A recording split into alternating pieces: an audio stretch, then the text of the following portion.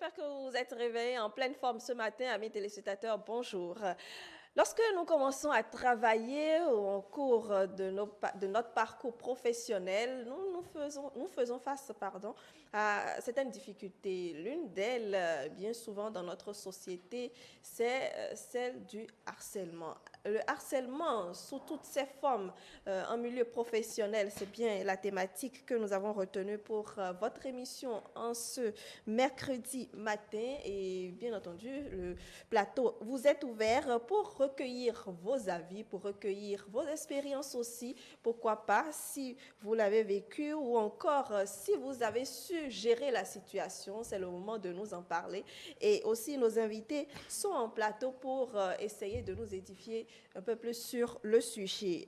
Pour nous joindre, tout simplement, vous voudrez bien appeler le 98 80 93 71, le 98 80 93 71, ou encore le 55 01 82 91 si vous voulez nous envoyer vos messages via WhatsApp, le 55 01 82 91. Et pour l'instant, le plateau est bien plein. Je voudrais vous présenter Crépin Goffa. Bonjour. Bonjour Madame la journaliste. Comment est-ce que vous allez? Ça va super bien. Merci d'être avec nous. Vous êtes entrepreneur. Bienvenue sur le plateau. Également avec nous ce matin, Joanita Legba. Bonjour. Bonjour Brunel. Comment est-ce que vous allez? Très bien ce matin. Vous êtes assistante administrative. C'est un plaisir de vous avoir avec nous ce matin. Alila Toudraman, bonjour. Bonjour Brunel, bonjour à tous les téléspectateurs. Vous allez bien, j'espère. Oui, ça va super bien. Très bien. Également, pour boucler le plateau, Aude Olufade, bonjour. Bonjour madame la journaliste. Vous allez bien? Oui, très bien. Vous êtes étudiante en médecine. Alors, le harcèlement, déjà, c'est un sujet assez délicat. C'est un sujet dont on parle beaucoup dans notre société. Le harcèlement, qu'est-ce qu'on peut comprendre par ce mot, même si on en parle beaucoup, Janita? Alors, pour moi, le harcèlement, ce sont des agissements, des instances de pression que l'on peut subir vis-à-vis d'une personne dans l'optique de le porter à mener une sorte d'action. Voilà. Très bien. Adilat, oui, vous êtes aussi Draman. On peut entendre par harcèlement l'ensemble de violences répétées sur une personne, des violences qui peuvent être physiques, morales ou psychologiques. Des violences dans le but d'avoir quelque chose de la personne, mais sous pression. D'accord. Crépin Goffa? Oui, le harcèlement, comme l'ont dit celles qui m'ont précédé, ce sont des agissements répétés et surtout des comportements vexatoires qui peuvent porter atteinte à la dignité et aux droits de celui-là, donc du travailleur qui les subit. Très bien. Alors, Aude? Oui, moi je dirais que c'est tout acte ou comportement, parole qui puisse humilier ou offenser une personne du point de vue physique ou psychologique. Très bien. Alors, oui, vous retrouvez presque tous donc sur le fait que ce sont des comportements, ce sont des agissements envers autrui, donc pour lui mettre la pression, une certaine pression et autres. Néanmoins, qui est susceptible de subir un harcèlement? C'est vrai que quand on parle de harcèlement, tout de suite, on voit une certaine catégorie de personnes. Mais est-ce que c'est toujours le cas? Qui est susceptible de subir un harcèlement? La plupart du temps, c'est souvent le travailleur. C'est souvent le travailleur qui subit, surtout de la part de son supérieur hiérarchique. C'est vrai que ça peut venir aussi de ses collaborateurs, des gens avec lesquels il travaille, mais c'est souvent le travailleur qui le subit. C'est très rare que ce soit les supérieurs hiérarchiques dans le milieu professionnel qui en soient victimes. Pour moi, tout le monde est victime du harcèlement, hein. Ça dépend. C'est vrai que quand on parle de harcèlement, on met en évidence la hiérarchisation, on met en évidence le rapport de force entre celui qui est harcelé et celui qui harcèle, mais tout le monde est susceptible de harcèlement. Il y a des collègues qui nous harcèlent et avec qui pourtant on est sur le même pied d'égalité. Il y a un employé qui peut harceler, même si ça vient très rarement, qui peut harceler également son employeur. Donc tout le monde est susceptible d'être harcelé. Très bien. Donc, le côté hiérarchisation, pour vous, n'est pas forcément vérifié. Oui, bon, ça vient... Ce qu'on déplore le plus ou ce qu'on remarque le plus, c'est que le harcèlement, quand je dis il y a un rapport de force, il faut que la personne qui est harcelée soit contrainte à faire des choses contre sa volonté parce que l'autre a du pouvoir sur elle. Ouais. Très bien. Crépin?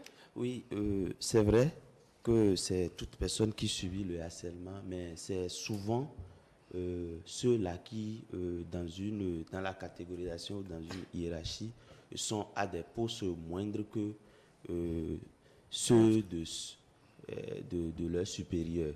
Lorsque vous êtes un subalterne dans une société ou dans une entreprise, dans un service, vous êtes sur... c'est à 80% où la probabilité est très forte que vous soyez harcelé. Et on va y arriver, les comportements ou des actes qui tendent qui amènent à ce que l'on vous harcèle. Très bien. Également, quand on parle de harcèlement, il est vrai qu'une certaine catégorie de professions également sont peut-être vues tout de suite. Aude, qu'est-ce que vous en dites? Bon, pour moi, le harcèlement, c'est partout. Et ce n'est pas seulement dans le milieu professionnel, mais également dans le milieu estudiantin. Et c'est dans le commun de tous, puisque nous allons en venir. Il y a aussi le cyberharcèlement, les attaques sur les réseaux sociaux. Ça fait partie des types de harcèlement. Donc, tout le monde est sujet au sujet d'harcèlement. Très bien. Alors, les comportements, on a parlé de pression, on a parlé de pression, mais des pressions sous diverses formes, sûrement, parce que tout le monde ne voit pas forcément ce que je fais comme une pression, alors que ça en est exactement une. Quand on parle de pression, on y met quoi réellement? Vous y mettez quoi? Quand je parle de pression, par exemple, moi, j'en ai subi. D'accord. J'en ai été victime une fois. Racontez-nous. Bien sûr, en fait, c'est ce qu'elle allait faire. J'étais dans une entreprise, j'étais venue pour un autre poste. Mais avec le temps, comme ça ne marchait pas, j'ai été transformée en agent commercial. Donc, sur 3 mois, on devrait m'évaluer. Nous étions une entreprise qui était dans les TIC. Nous commercialisons les outils et matériels informatiques. Donc, à un certain moment donné, le premier mois après, le résultat n'était pas là. Et j'ai commencé par subir des pressions verbales de la part de mon supérieur hiérarchique. Quand vous parlez de pression verbale, c'est-à-dire... Oui, je viens venir. Oui. Par exemple, il m'appelle dans son bureau, il me dit, vous savez que nous sommes à telle date aujourd'hui et jusqu'à aujourd'hui, vous n'avez rien apporté à la maison et vous savez que je dois supporter les salaires. Et à la fin du mois, vous allez me réclamer le salaire. Demain, il m'appelle encore le matin quand je viens déjà, il me demande ce que j'ai à faire, il me parle toujours du salaire. Vous ne faites rien, c'est comme si vous êtes inutile, vous voyez de tels propos. Et là, le ton avec lequel la personne vous adresse la parole aussi, qui fait que vous vous sentez fragilisé. Dire à une personne qu'elle est inutile. Vous pouvez imaginer. En tout cas, moi, à l'époque, cela agissait vraiment très négativement sur moi. Et c'est pas qu'il le fait tout le temps, de façon répétée. Disons, dans les 8 heures de journée que j'ai à faire, à moins que je ne sois pas au bureau, c'était un peu ça, quoi. Est-ce que vous avez essayé de comprendre pourquoi il agissait ainsi, la raison sous-jacente? Non, pour moi, c'était qu'il fallait que je décroche un marché pour lui. Il m'a dit que je devrais décrocher minimum 50 millions et faire une recette de 5 millions. Si je ne faisais pas cela, que je serais obligée de les quitter. Mais aussi, est-ce que ce n'est pas la même pression qu'il met sur tout le monde aussi? Non, je n'en ai pas vu. Très bien. Oui, la pression, là, elle décrit un cas de harcèlement moral. Oui. On l'avait dit, il y a plusieurs types de harcèlement physique, psychologique ou moral. Et dans le cas du harcèlement moral, c'est beaucoup plus des propos humiliants. Un patron ou un supérieur ou le harceleur qui passe tout le temps à vous faire des observations, des reproches avec des thèmes dégradants. Il utilise des mots dégradants, il trouve toujours des choses à vous reprocher, même quand le travail est bon, ou il vous confie même un travail où il sait que vous ne pourrez pas faire, juste avec le prétexte de toujours trouver quelque chose à vous reprocher, de vous faire des observations peut-être sur votre habillement, des observations sur... Même vous allez sourire, il va trouver que vos dents, excusez-moi, il va faire des observations sur tout et rien. Toujours dans l'objectif de porter atteinte à votre dignité, à l'estime que vous avez de vous-même, de faire en sorte que vous puissiez perdre confiance en vous. Donc, ce sont ces pressions-là, ces mots qu'on utilise, ces actes parfois même qu'on pose. Bon, ignorer la personne, la regarder avec rabais, avec dégoût, avec dédain. Voilà des pressions qu'on nous met, même sans parler, et qui portent atteinte à notre dignité, à notre intégrité physique et qui constituent un harcèlement. Très bien. Alors, Aude, est-ce que vous pensez aussi en avoir subi? Vous êtes étudiante, c'est vrai? Oui, moi particulièrement, je n'en ai pas subi. D'accord. Et je n'ai pas eu de proches, je n'ai pas eu de témoignages de proches qui ont subi, mais on voit les différents posts sur les réseaux sociaux, des jeunes filles qui en parlent ouvertement. Et bon, il y a le bas qui blesse et il y a aussi le fait qu'il y a beaucoup d'intimidation. Et même si la jeune fille subit ça, dans le souci de réussir ses études, elle se tait pour pouvoir réussir ses études et ne pas être empêchée par le professeur. Très bien. Alors, Crépin Gafa, vous êtes entrepreneur. Donc, ça veut dire que vous êtes dans le monde des entreprises, vous avez des collaborateurs avec lesquels vous travaillez. Comment ça se passe? Oui, d'abord, avant d'être entrepreneur, j'ai été employé. Oui. Et ce que les autres ont dit, c'est vrai. Parce que lorsque vous avez été employé, vous subissez forcément des pressions de la part de votre supérieur ou de votre DG. Mais il y a certaines pressions qu'il ne faut pas mettre sur le compte du harcèlement professionnel. Il y a ce qui est la pression normale de l'employeur, parce que lui, il a des objectifs à atteindre. Et puis, au jour le jour, ou par moment, il peut vous les rappeler. Vous rappeler ces objectifs et vous inciter plus au travail. Ça, c'est autre chose.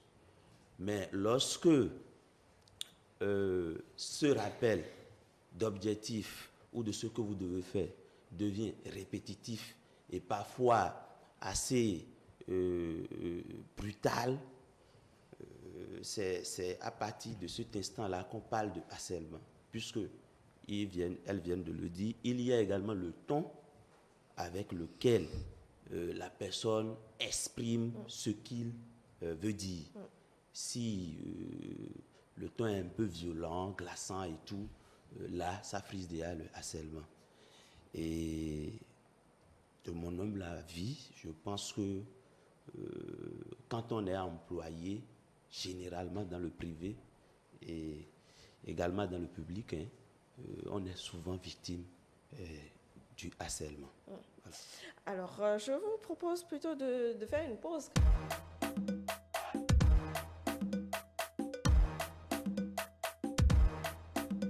Nous parlons donc de harcèlement en milieu professionnel. Nous parlons de pression sous diverses formes qui peuvent mettre mal à l'aise l'employé qui doit donner un résultat attendu. Néanmoins, quand est-ce que réellement ça commence? Parce que la pression, c'est quand même dans toute forme d'entreprise. On a besoin de mettre quand même un peu de pression pour que justement les employés puissent donner le meilleur d'eux-mêmes et autres.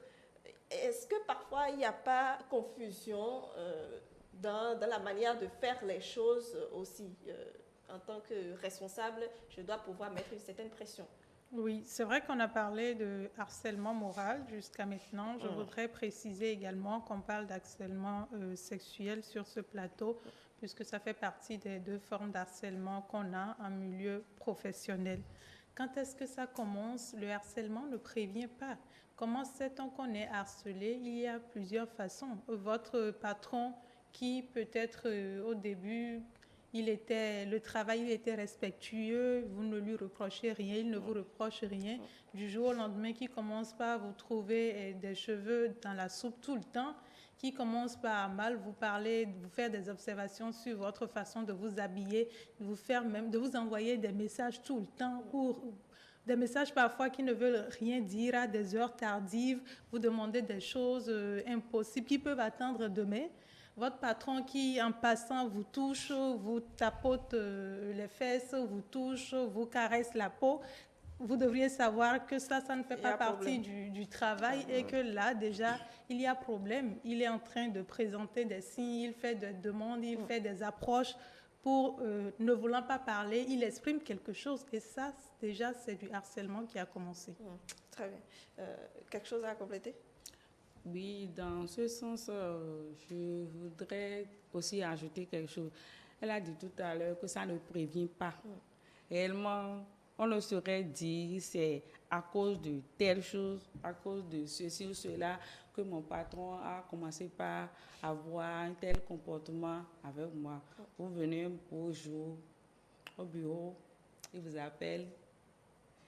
Puis bon, il commence par parler, que vous voyez que les choses commencent par décliner, que les choses ne suivent plus le commun habituel.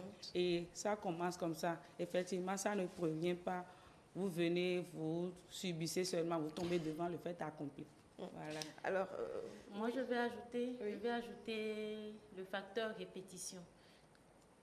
Bien vrai, il y a ces actes-là. Ça peut venir par moment, mais déjà que ça devient très répétitif, il faut que ça vous réveille pour que vous sachiez ce que vous devez faire. Alors, c'est vrai, vous nous avez raconté une petite histoire tout à l'heure. Je voudrais bien vous demander comment vous avez géré la situation. D'abord, comme ça devenait répétitif, j'étais mal à l'aise. Et chaque fois que je devrais quitter ma maison pour me rendre au bureau, vraiment, j'avais perdu la joie dans laquelle j'étais venue chez eux. Je n'étais plus épanouie. Donc, je viens là à peine 15 minutes, je fais au bureau, je vais encore sur le terrain. Et pour ne revenir qu'à 13 heures, comme ça. Avec la pause. Je devais revenir au bureau pour leur montrer que j'ai fini l'itinéraire de la journée. Donc, pour aller prendre la pause et recommencer à 15 heures. Mais comme ça devenait répétitif, au point où, avec mon collaborateur direct et son chauffeur, je n'avais plus la paix. Parce que nous étions dans un bureau confiné, où il n'y avait pas l'air qui rentrait, par exemple. Et on ne devrait utiliser le climatiseur. Ouais. Et quand moi je venais, je mettais le climatiseur en marche, que le chauffeur était là, il ne faisait rien. Il venait éteindre. D'accord. On me dit que je n'ai pas atteint d'objectif. Qui lui il est pour me faire ce genre de truc? Donc quand ça devenait répétitif, à un certain moment donné, j'ai pris mon salaire. Un beau matin, j'ai dit, j'en ai assez. Et vous êtes parti. Et je ne suis plus revenue. D'accord. Bon, c'est aussi une manière de faire les choses. Crépin. Oui, le harcèlement, je le disais, ça commence d'abord par des gestes d'abord par des regards, et puis des gestes, et puis la parole.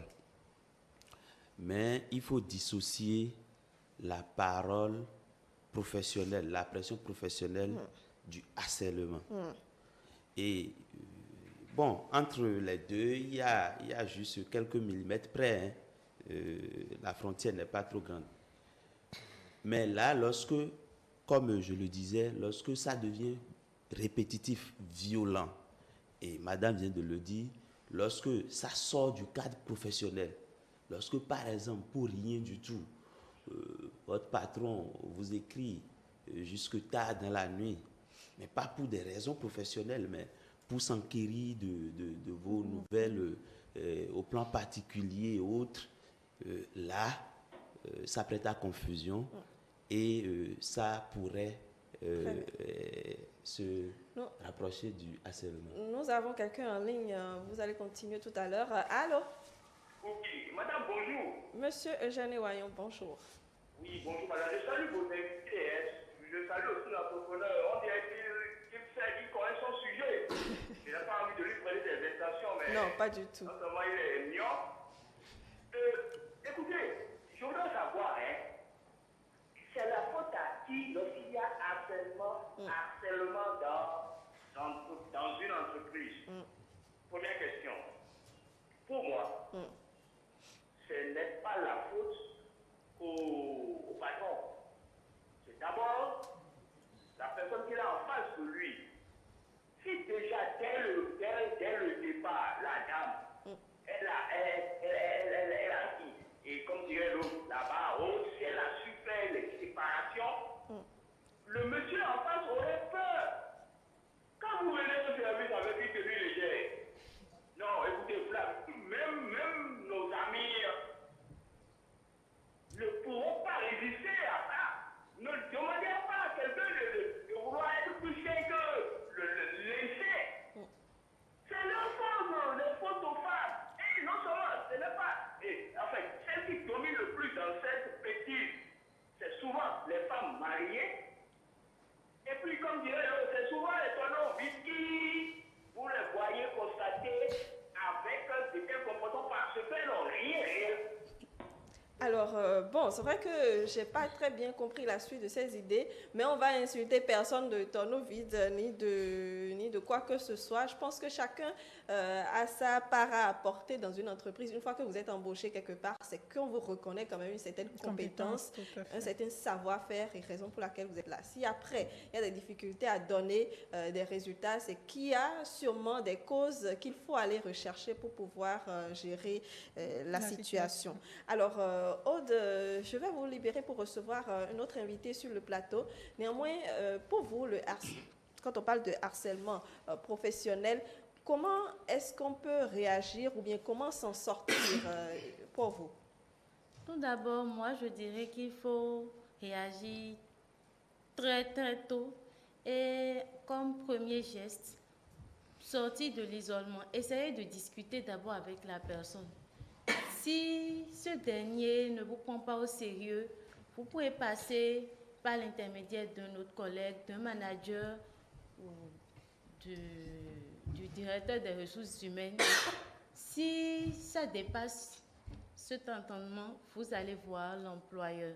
Maintenant, quand l'employeur qui a la responsabilité de gérer ces problèmes et d'installer déjà dans son entreprise une cellule anti-harcèlement ou un comité santé-hygiène. Oui. Donc, si cet employeur n'a pas pu faire tout cela et qu'il est incapable de gérer ce problème, la victime peut aller directement vers le tribunal et porter plainte, dénoncer. Et tout d'abord, avant de le faire, il faut rassembler les preuves pour pouvoir se défendre.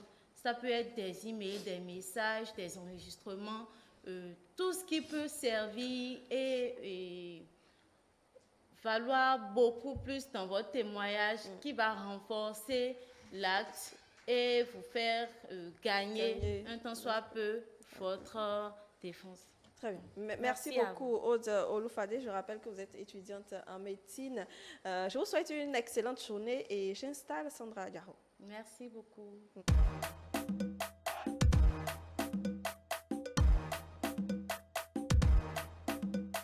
Voilà, retour en plateau, je vous le disais, pour installer Sandra Diarro. Bonjour. Bonjour. Comment est-ce que vous allez? Très bien. Merci d'être avec nous. Vous êtes avec nous ce matin parce que vous nous venez de l'ONG N'aie pas peur, en tant que secrétaire général surtout. Nous parlons donc de harcèlement en milieu professionnel. Sandra, vous avez suivi un peu les échanges depuis le début. Oui. Quand on parle de harcèlement professionnel, est-ce que vous vous retrouvez dans tout ce que nous avons dit? Oui, bien sûr, ils ont déjà tout dit parce que c'est basé surtout sur les comportements. Parce que quand vous remarquez que quelqu'un a un comportement intempestif, c'est-à-dire de façon très répétée et qui vire dans les insultes, parce que déjà, ça vous empêche de vous retrouver en tant qu'être humain et qui doit jouir normalement de sa dignité. Voilà, donc quand c'est des comportements de ce style, voilà, c'est un harcèlement. Très bien. Alors, vous êtes de l'ONG N'aie pas peur, comme je le disais. Vous recevez beaucoup de plaintes à cet effet? Oui, beaucoup. Beaucoup. Déjà, l'histoire de l'ONG N'aie pas peur est une histoire très spéciale. D'autant plus que la fondatrice Angela Kpeja, elle a mis cette association sur pied pour continuer ce qu'elle avait démarré le 1er mai 2020. Parce que lors de la fête du travail, elle a eu à dénoncer le harcèlement sexuel en milieu professionnel par rapport à ses expériences, à son vécu. Et c'est ça qui avait fait un tollé sur les réseaux sociaux. Donc, suite à cela, c'est vrai qu'on a eu divers points de vue de la part de ces internautes. Mais elle a décidé au finish, déjà en juillet, 2 mois après, de pouvoir mettre en place un mouvement pour dénoncer au fait ces genres de comportements. Et puis après, elle est venue à mettre sur pied une association pour continuer l'œuvre parce qu'elle a compris finalement que dans le pays, nous avons besoin d'un centre d'écoute, d'accueil de ces victimes et aussi besoin d'un centre d'appui juridique et psychologique surtout pour les personnes victimes. Donc, c'est encore un phénomène qui n'est pas... les gens ne sont pas encore informés sur ce phénomène. Les gens ne savent pas comment réagir face à ce phénomène. Les gens ne savent pas vers qui aller face à ce phénomène. Donc, je pense qu'il y a déjà des associations qui existent, qui militent déjà pour les droits des femmes, qui luttent contre les violences basées sur le genre, qui luttent contre toutes sortes de violences. Mais cette association est née spécialement pour pouvoir lutter contre le harcèlement sexuel, que ce soit en milieu professionnel, en milieu estudiantin, en tout cas dans toutes sortes de professions, parce qu'il est très important que la personne qui travaille soit épanouie dans son milieu de travail, parce que ça participe également au bon rendement et au développement de la nation. Voilà. Absolument. Alors, est-ce que même quand on n'est pas membre d'une ONG, je pense on peut être d'une bonne écoute aussi à ces personnes qui ont envie de parler? Est-ce que vous avez été approché, par exemple, par des personnes qui sont dans des situations délicates dans leur profession et qui ne savent pas justement quoi faire, Crépin et Alilat? Moi, personnellement, non. Approché par une personne victime de harcèlement en milieu professionnel, personnellement, non. Mais nous constituons tous des personnes qui peuvent aider les autres à comprendre déjà que c'est un harcèlement. Nous avons quelqu'un en ligne. Allô? Bonjour, monsieur. Alors, nous vous recevons très, très faiblement. Vous voudrez bien hausser un peu plus la voix. Bonjour, c'est Rodrigue. Bonjour, monsieur. Vous recevez maintenant? Oui, alors, je pense que votre son n'est pas très, très audible. Peut-être raccrochez et rappelez-nous pour voir si ça passe mieux. Donc, je disais à comprendre déjà que c'est un harcèlement parce qu'il y a des personnes qui sont dans le déni. Soit elles n'ont pas envie de reconnaître que c'est un harcèlement pour ne pas perdre leur boulot, soit, elles savent et puis elles se taisent. Dans beaucoup de cas, il y a même des personnes qui ne veulent pas vous dire qu'elles sont harcelées. Parce que vous dire qu'elles sont harcelées, c'est vendre la mèche, vendre le secret, à leur place, vous allez en parler ailleurs, vous allez peut-être les convaincre de prendre des mesures qu'il faut pour faire arrêter le harceleur, alors qu'elles n'ont pas la force de faire ça parce qu'elles ont peur de perdre leur boulot, elles ont peur d'être pointées du doigt. Nous sommes dans une société où parfois il y a des personnes, au lieu de vous aider, vous pointent du doigt. Oui, tout le temps, ce sont les femmes qui se plaignent d'être harcelées, comment vous vous habillez. Il y a un téléspectateur qui l'a dit d'ailleurs, que c'est souvent des femmes qui viennent. C'est la cause de, voilà. La cause de qui quand il y a... Un instant. Oui. Allô?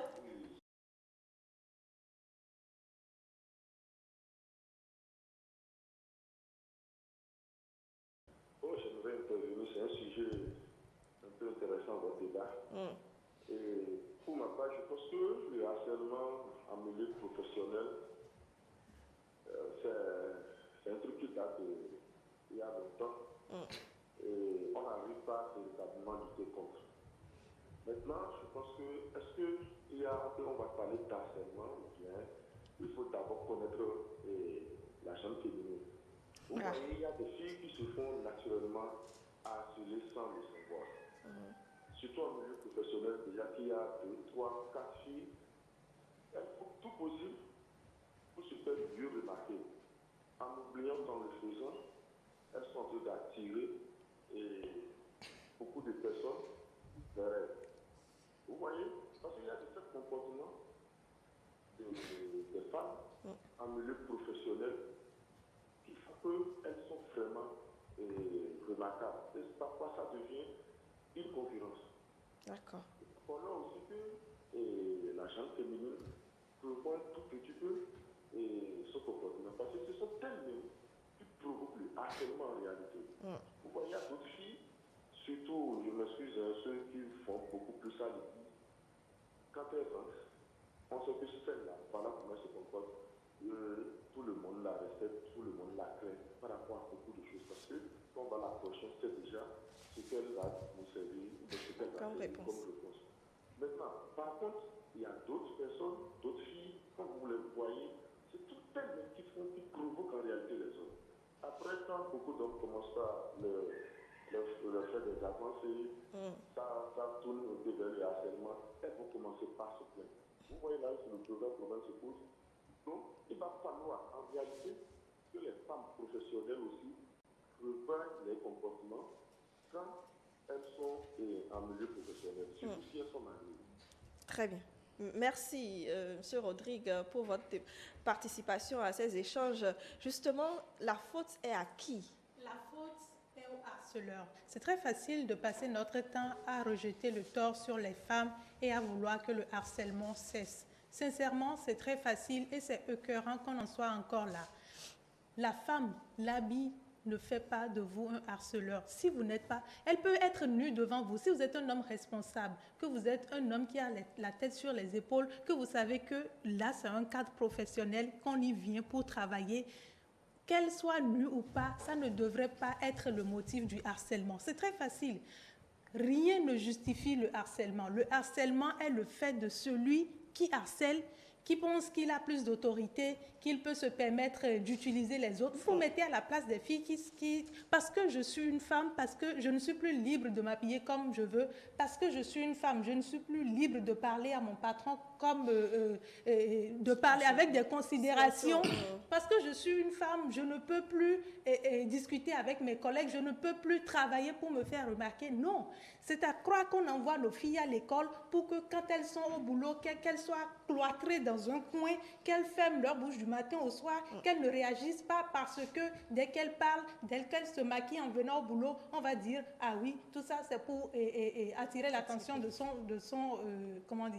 chef, de son employeur, parce que oui, dès que je viens au boulot maquillée, dès qu'aujourd'hui je décide de me faire plaisir, de m'habiller, le patron peut... » Pourquoi les hommes, et c'est souvent les hommes qui le disent, vous allez attendre, c'est un fait, la femme est libre de s'habiller comme elle veut, et on sait tous qu'il y a des choses qu'on ne va pas porter en allant au boulot. Je ne vais pas me mettre nue ou en string ou en quoi ou en soutien pour aller au boulot. Mais si je porte une robe dans laquelle je me sens bien, si je m'efforce à travailler davantage pour atteindre les objectifs du boulot, si je m'efforce à respecter mon patron, est-ce qu'on va dire que oui, parce que je souris trop au patron? Donc, dès qu'on vient au boulot désormais, parce que c'est nous qui sommes objets de harcèlement, on va se mettre dans un coin. Je ne dis pas que ça n'existe pas des femmes qui sont des aguicheuses, celles qui ont fait comment on dit, celles qui font du...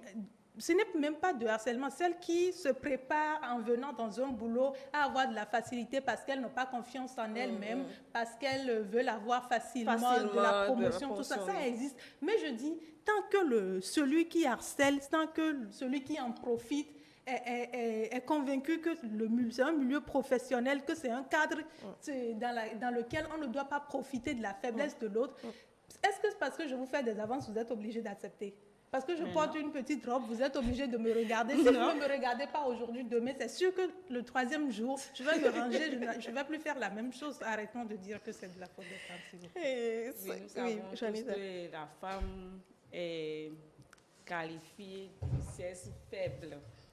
Et cela fait que l'homme veut toujours montrer, c'est pas, en griffe son autorité.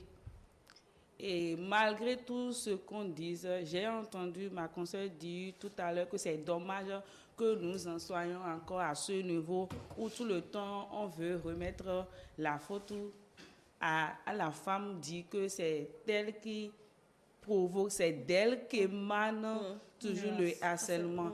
Mais je voudrais faire notifier quelque chose. Nous sommes en train de parler d'harcèlement professionnel. Ce n'est pas toujours lié au harcèlement sexuel. Pas du tout. Oui. Donc, il faut que les gens essayent de se faire dans leur tête la différence entre les deux notions. Harcèlement professionnel est différent d'harcèlement sexuel. C'est vrai que ça peut partir du professionnel pour aboutir au sexuel. Mais dans le harcèlement professionnel, il y a le harcèlement sexuel, il y a également le harcèlement moral, par exemple. Oui, mais les gens voient déjà directement le côté sexuel. C'est pourquoi tout le temps on veut piétiner, on veut marcher sur la femme. Encore qu'il y a des hommes qui sont harcelés. Ces hommes-là, est-ce que c'est leur habillement ou c'est peut-être parce qu'ils sont trop beaux? Oui, bon, les femmes aussi peuvent trouver les hommes beaux. Hein? Oui, merci madame de le reconnaître. Il ne faut pas oublier que les hommes également subissent le harcèlement, surtout le harcèlement sexuel.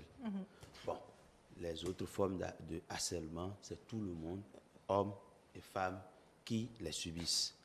Maintenant, du point de vue du harcèlement sexuel, je suis un peu perplexe lorsque on dit que c'est à cause de l'habillement de la femme ou de son comportement. Bon, ça peut venir peut-être intentionnellement de son habillement.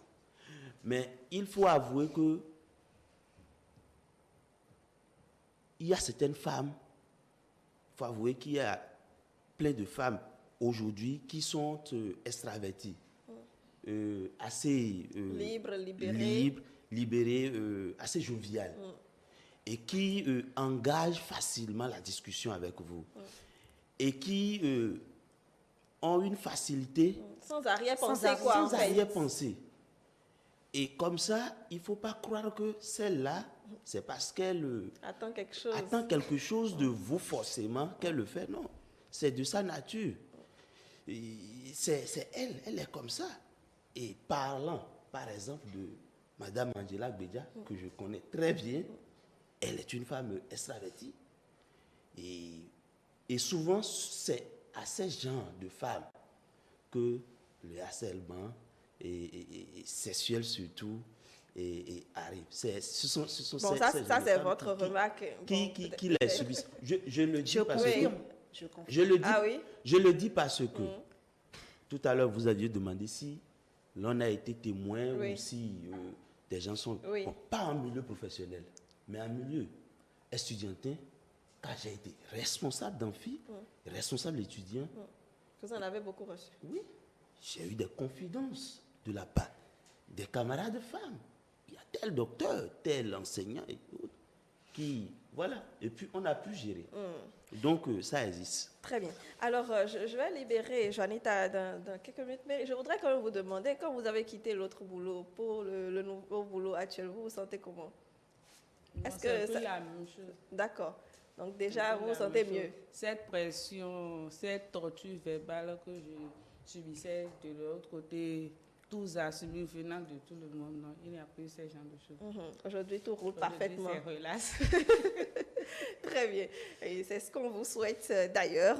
Merci beaucoup, Joanita Koutougou Legba. Vous êtes assistante administrative et je vous C'est libère ça. pour installer Bertin Adimitonali.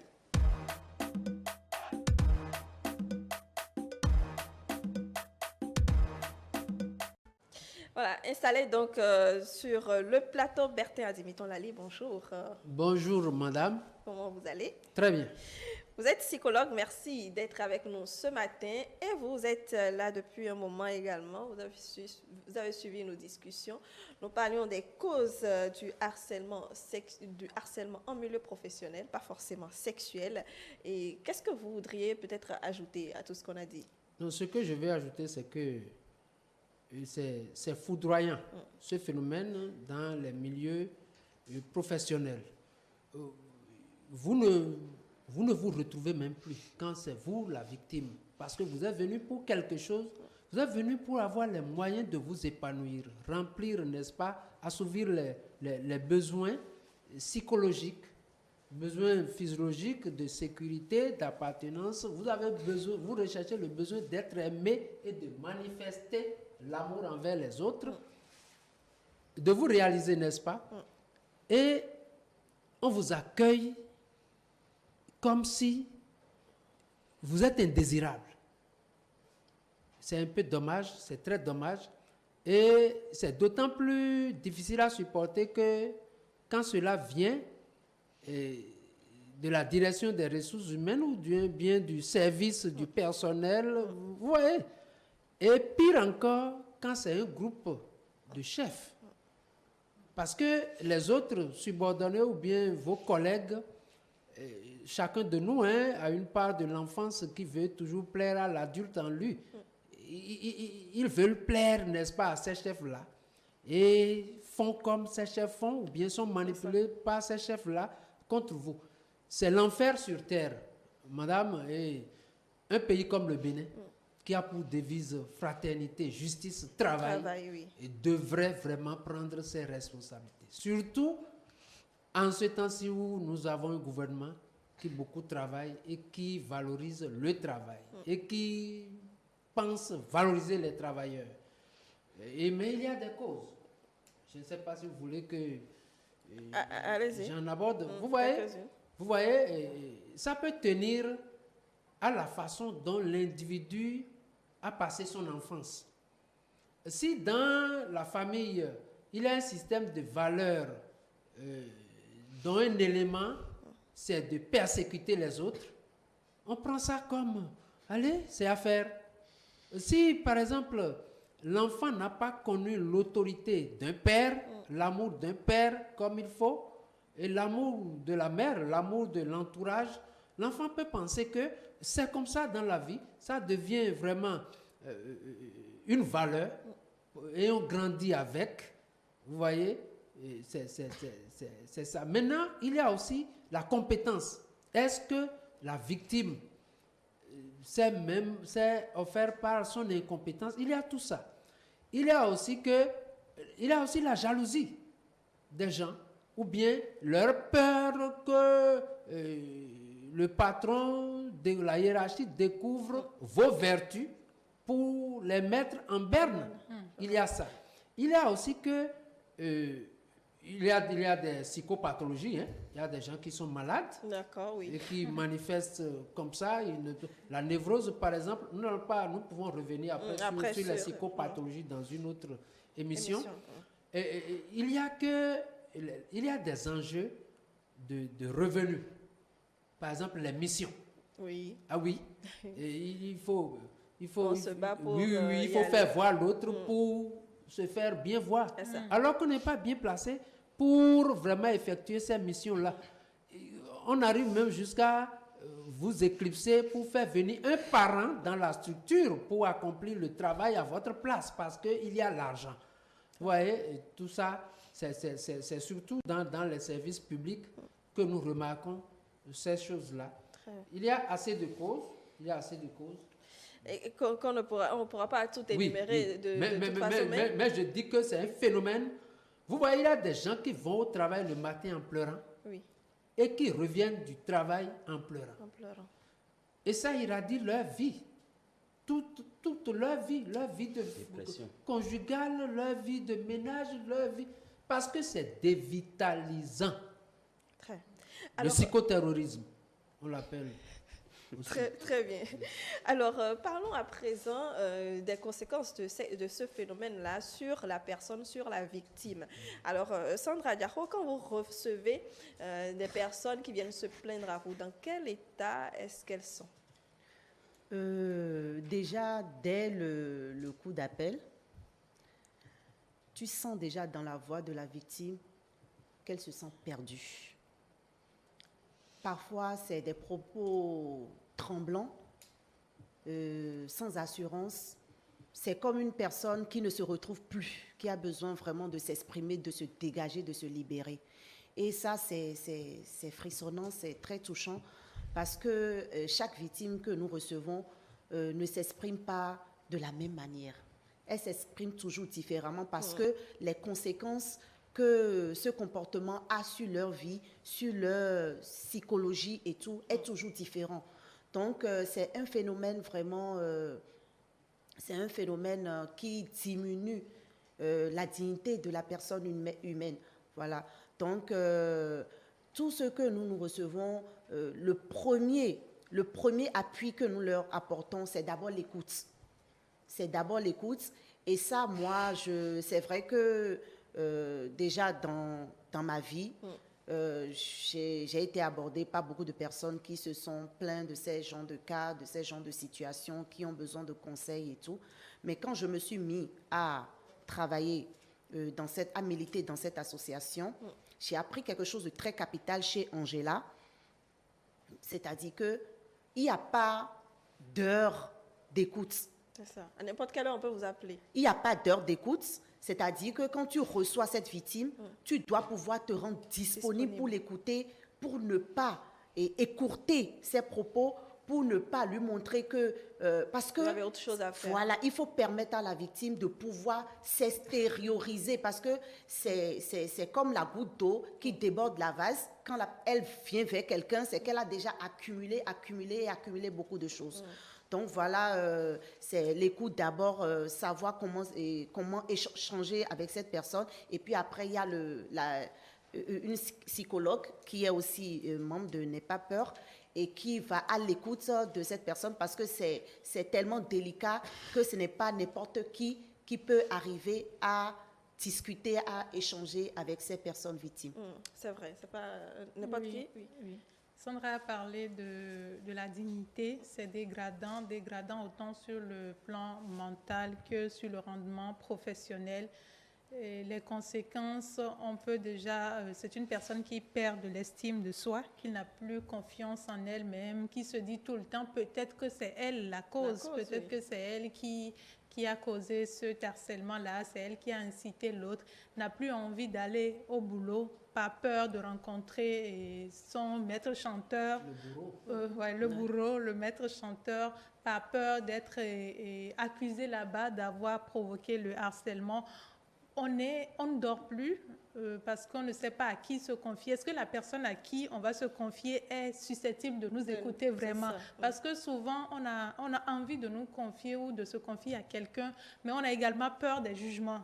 On va vous dire, déjà que vous-même, vous vous culpabilisez, la personne va vous dire, est-ce que ce n'est pas ton habillement?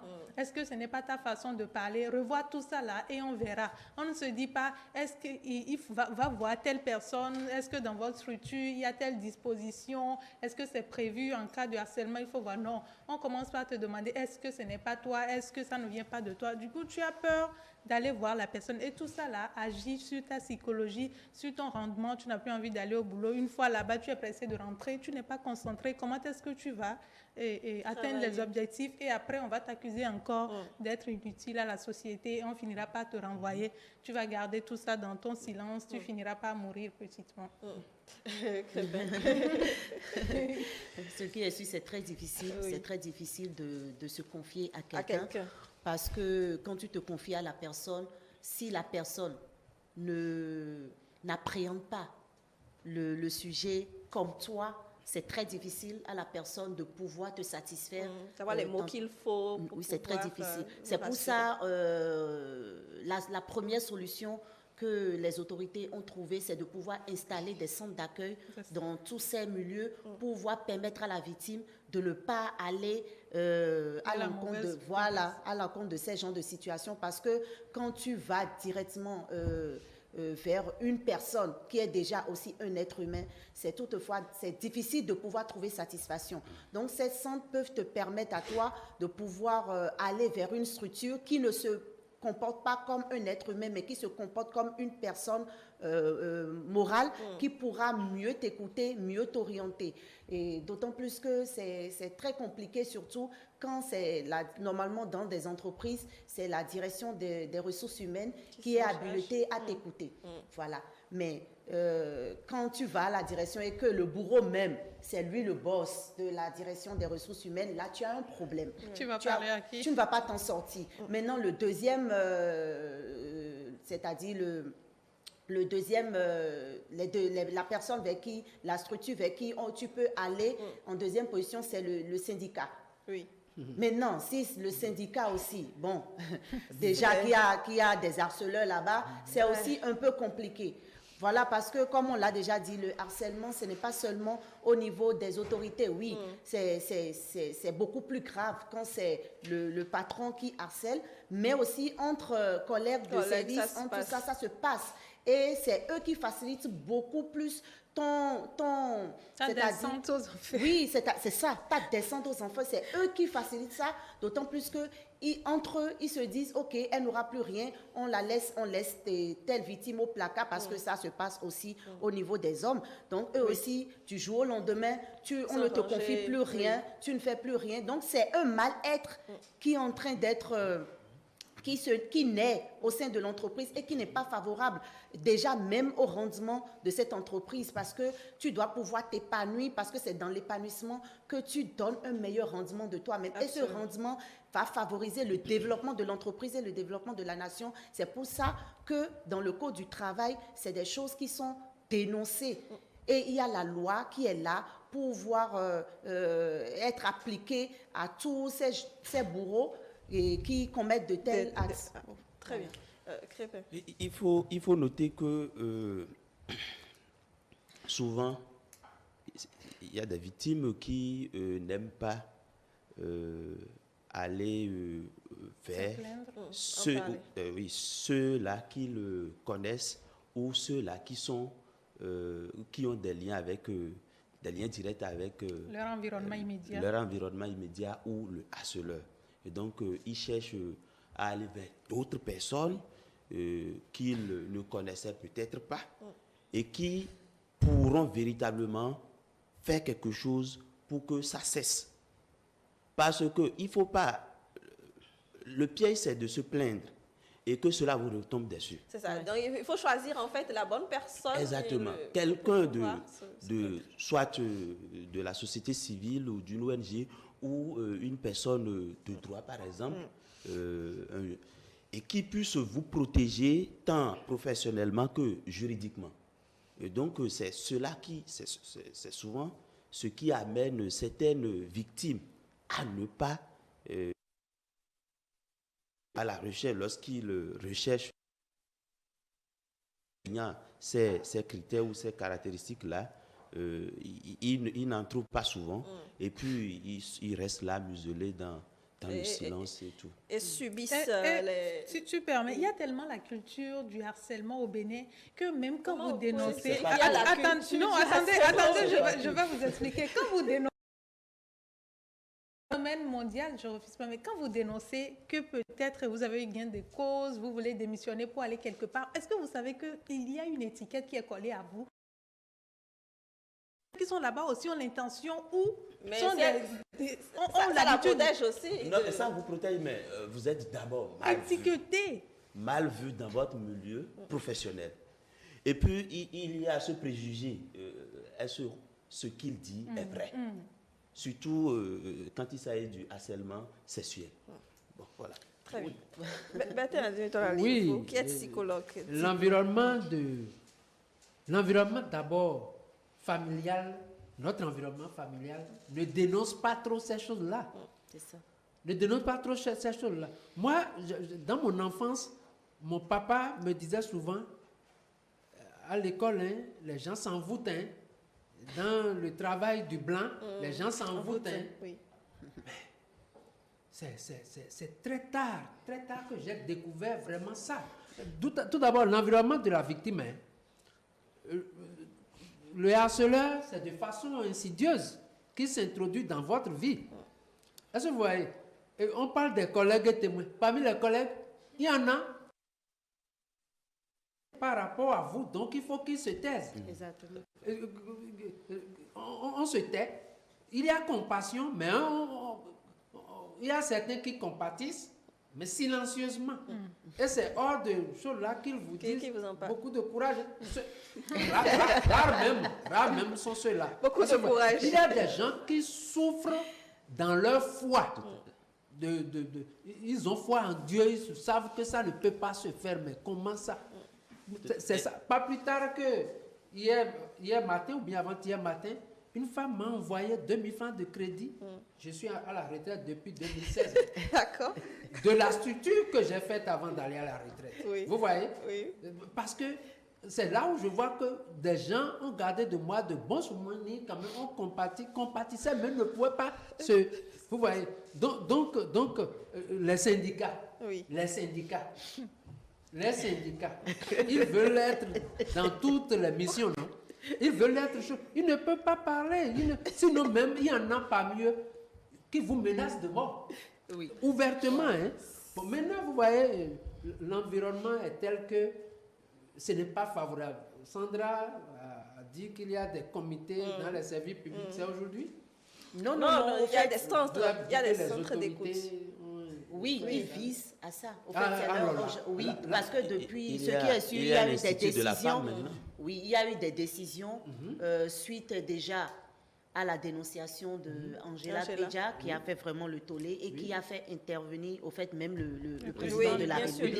Et beaucoup de choses sont en train d'être mises en œuvre pour pouvoir favoriser un environnement sain en milieu professionnel en ces situations. Parce que c'est très destructeur. Si vous ne savez pas faire, si vous ne sentez pas, si vous n'êtes pas suffisamment sensibilisé pour aller à un psychologue, à un psychothérapeute, à un psychiatre, pour vous faire assister, mais vous allez dépenser des millions. Vous irez même chez les bocottons en pensant que... Parce qu'à l'hôpital, on ne va pas vraiment déceler quelque chose de... Les médecins de travail, eux autres, ils le savent.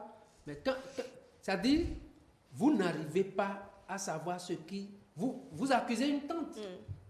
Est-ce que vous voyez? Vous tombez malade dangereusement de tout, hein? Il y a des psychopatrouilles, si vous voulez, on va en venir là pour que les gens se demandent s'ils ne s'y retrouvent pas. Est-ce que vous voyez?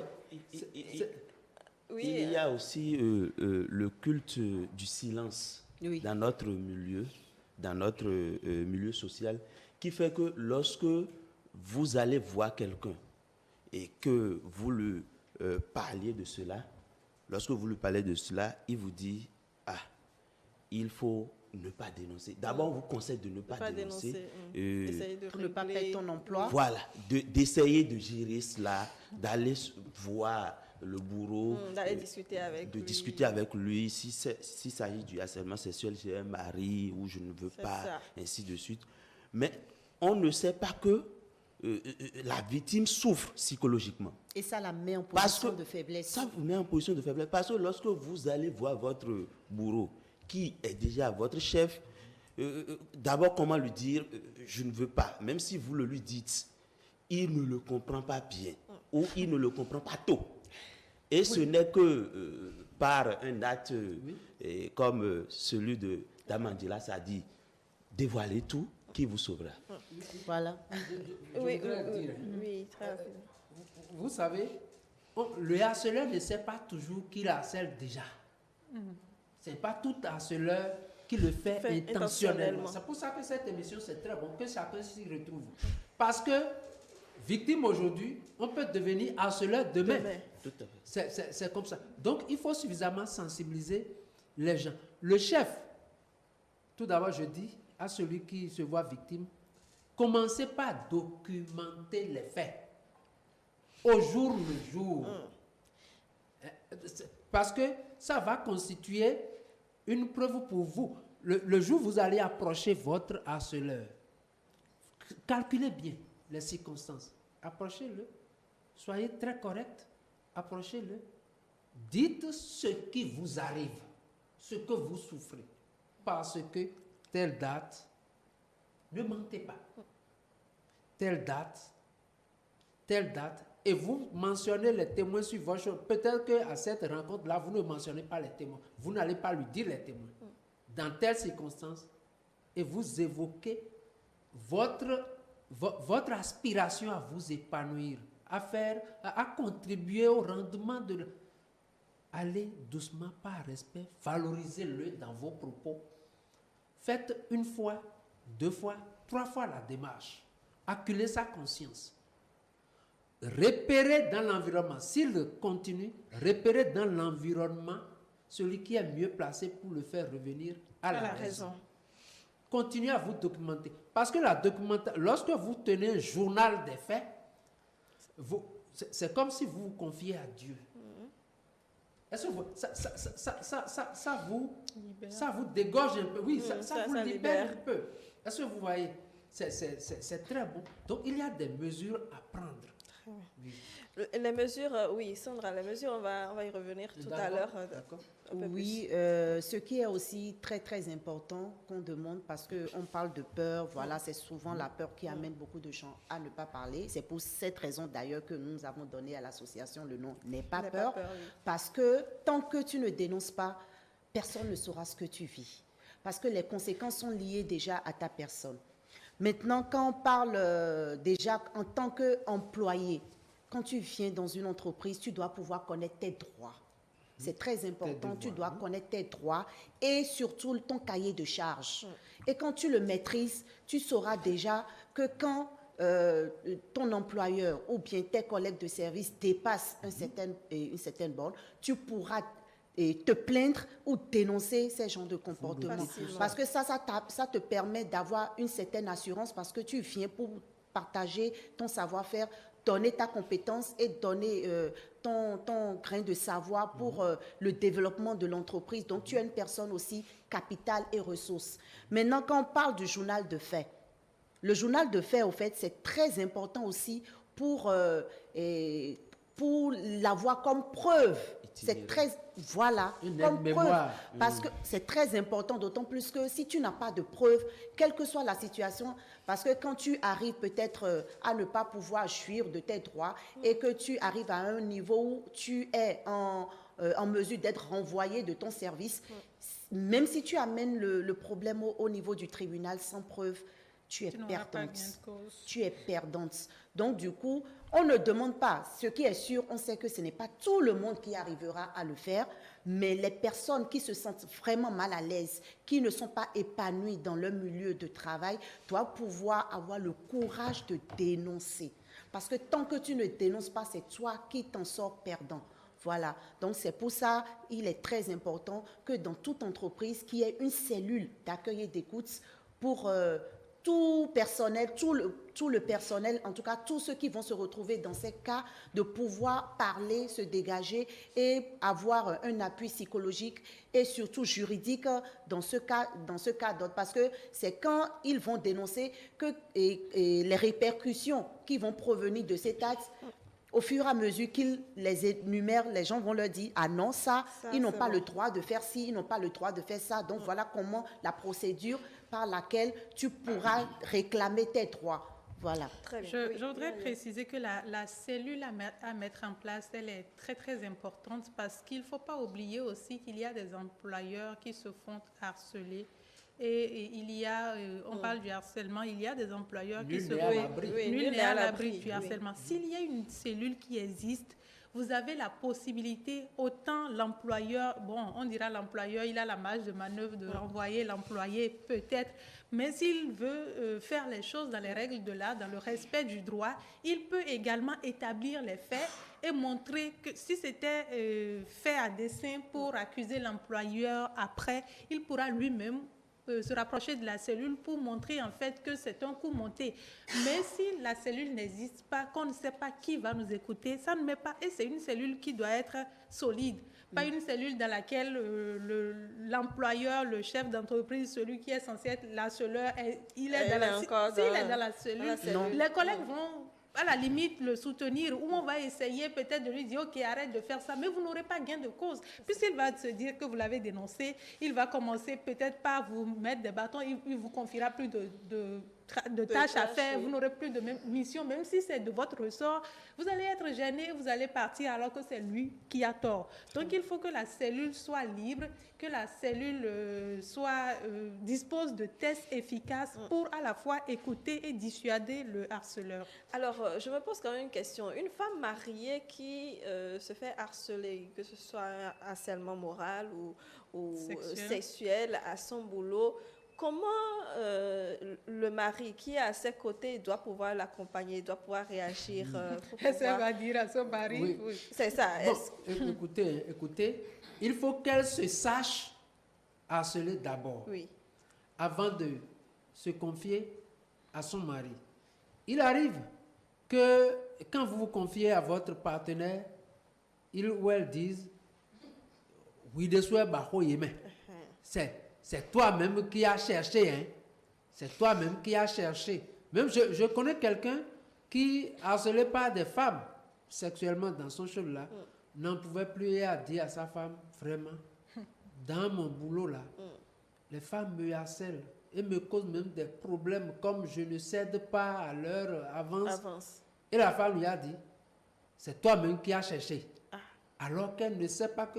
Voilà, donc il arrive des situations où la personne se dit, mais finalement je ne suis bon à rien, il vaut mieux que je me défénètre de cette vie. La personne se suicide pour avoir la paix. C'est très douloureux. Donc, ce que nous disons, il faut que ça soit connu dans tous les foyers. J'aurais voulu que cette émission soit rediffusée et maintes fois, que ça soit repris dans tous les foyers pour que les mariés, les couples, les enfants, tous soient au courant. Parce que c'est suicidaire, c'est budgétivore. Quand vraiment ça s'installe, vous n'êtes pas vous-même. Vous n'êtes pas content de Dieu, vous n'êtes pas content des hommes, vous n'êtes pas content du... Et pire, hein, quand des facteurs politiques s'en mêlent, quand le régionalisme, le népotisme s'en mêlent, les choses là d'identité s'en mêlent, ou bien les gens d'une telle religion, de telle religion veulent rechercher les leurs dans le service et faire bloc. Vous êtes cuit. Sandra, pour cette personne, comment elle fait? Comment on peut l'accompagner? Comment son partenaire peut l'accompagner? Oui, bon, déjà, je pense que dès que le harcèlement devient vraiment criard, ça joue sur la personne. Au fait, ça se remarque. Donc, ça passe déjà par les plaintes. Quand la personne retourne à la maison, elle se plaint, soit à son conjoint ou à sa conjointe, comme on le dit, c'est des deux côtés, pour dire, voilà, je ne me sens pas bien au boulot. Parce que les conséquences, c'est la famille qui le ressent le plus. Oui. Parce que soit la personne, elle est mal à l'aise, elle n'est plus heureuse, elle ne partage plus cette joie de vivre avec sa famille et tout. Et quand son conjoint ou la conjointe le remarque, il y a une communication entre eux et qui fait que la personne trouve que bon, voilà, je sais qu'au boulot, ça ne va pas. Certains conjoints ou bien certains conjoints, pour la plupart les hommes, demandent à leur femme si c'est ça, parce que là, nous n'avons plus la paix au foyer, tu n'es pas épanouie, tu n'es pas heureuse, laisse tomber. Démissionne. Oui. Démissionne par la grâce de Dieu, tu trouveras un autre boulot. C'est rare de trouver, si la communication passe vraiment en couple, c'est très rare de trouver un mari qui te dit, oh, c'est de ta faute, toi aussi tu fais ci, toi aussi tu fais ça, si c'est que, c'est sûr que, et dans ces cas d'autres, c'est qu'il y a déjà un problème au sein du foyer. Sinon, il trouve toujours la solution à la chose. Maintenant, si tu as la chance d'avoir dans ton foyer un homme qui maîtrise les droits, qui maîtrise le code du travail, il peut t'accompagner même au-delà en touchant ses relations et en t'aidant à pouvoir retrouver c'est-à-dire à pouvoir avoir réparation de tous ces dommages causés par tel comportement. Voilà. Très bien. Les signes au foyer. Oui. Il faut qu'on en parle. Les conséquences. Les signes avertisseurs. Les signes avertisseurs. Votre partenaire ne peut plus remplir vraiment remplir ses obligations conjugales relatives au lit. Oui. Frigidité, impuissance, c'est des signes. Très Abattement. important. Très important. Elle est dépassée. Une fatigue qui ne s'explique pas. Oui. Donc, faites beaucoup attention. À ces signes-là. Demandez si elle se sent bien à l'aise au service, au travail. C'est ça. Parce que c'est un syndrome, un phénomène de mal-être au travail. Est-ce que vous voyez? Donc, il faut que les gens le sachent pour ne pas... Et l'individu même doit beaucoup faire attention. Je répète, c'est très important ce que nous faisons. Qu'est-ce qui m'arrive? Est-ce que analyser toutes ces choses-là pour vraiment voir avant de parler à son conjoint ou à sa conjointe. Ça se déverse sur les enfants sans que nous n'en prenions conscience. Très bien. Hein? Maman n'est plus comme elle était. Il y a tout ça. Voyez un peu. C'est vraiment... Ce qu'il dit, c'est très important, d'autant plus que la famille, la cellule familiale devrait normalement constituer la première écoute de toutes ces victimes. Parce que si tu as ce problème déjà au foyer, déjà, il n'y a pas l'écoute, il n'y a pas la communication, il n'y a pas l'entente, ça dégrade encore plus ta psychologie. Donc, il faut forcément qu'au sein d'une famille, que chacun puisse être disponible à l'autre pour pouvoir suivre un peu ses comportements, comment ça se passe et échanger avec... voilà. À mon avis, je crois que les victimes, ce qu'elles recherchent prioritairement, ce n'est pas un dédommagement. C'est une cessation des violences ou du harcèlement. Et bon, pour ce que moi je sais, c'est que les premières personnes à qui on en parle, c'est souvent pas son époux ou son épouse. C'est soit un ami ou maman, ou sa maman, ou son père, ou ses soeurs, quelqu'un de son cercle familial ou de son cercle amical. Mais maintenant, je crois qu'il serait mieux que souvent, quand ça arrive, surtout pour les femmes, il serait mieux que l'on en parle premièrement à son conjoint, parce que si vous ne le faites pas et que il apprend ou qu'il le constate, il va vous soupçonner. Et même si vous lui fournissez des preuves ou des raisons plus tard. Pourquoi est-ce que vous n'en aviez pas parlé? Pourquoi vous ne m'en aviez pas parlé au début? Donc, alors, très bien. 8h30, je dois recevoir Nafissatou Krépin. Enfin, je vais vous libérer. Votre mot de fin pour les téléspectateurs? Je crois que là maintenant, en ce qui concerne le harcèlement professionnel, tout le monde en est victime, homme comme femme, le supérieur comme le subalterne. Et ce qu'il faut faire, c'est d'abord engager la discussion avec son bourreau et puis essayer avec des intermédiations familiales ou du côté professionnel et tout. Si tout ça échoue, il faut maintenant passer au dénoncement. À la dénonciation, pardon. Oui. Il faut dénoncer, sinon on pourra en mourir à petit feu. Merci Krépin Gofa, vous êtes entrepreneur. Je vous libère en espérant qu'on pourra suivre le mot du jour, pression.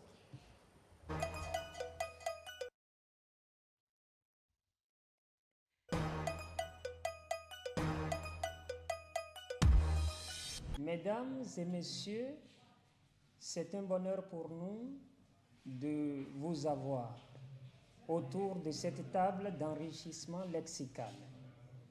Le mot du jour est pression. C'est un nom féminin. 5 sens. Le premier, elle est une force qui agit sur une surface. La mesure ou le degré de cette force dont la vapeur est suffisante pour la marche.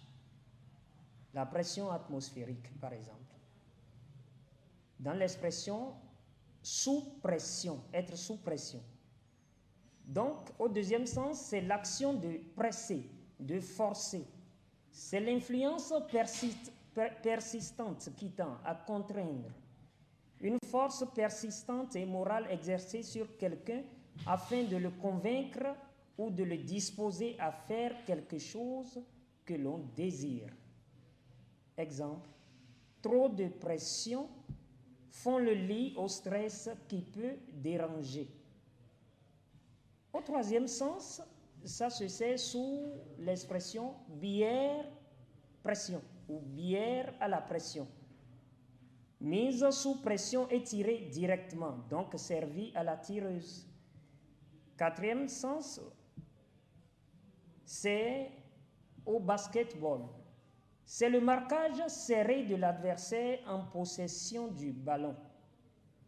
Cinquième sens, toujours dans le domaine du sport, le mot désigne un harcèlement de l'adversaire réduit à la défensive.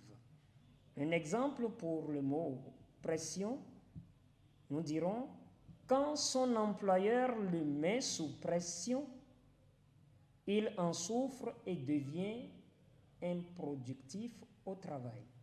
Des mots de la même famille que pression, nous avons presser, pressoir, pressuriser, presse et bien d'autres. Voilà le mot du jour. Merci de l'avoir suivi et d'en faire bon usage.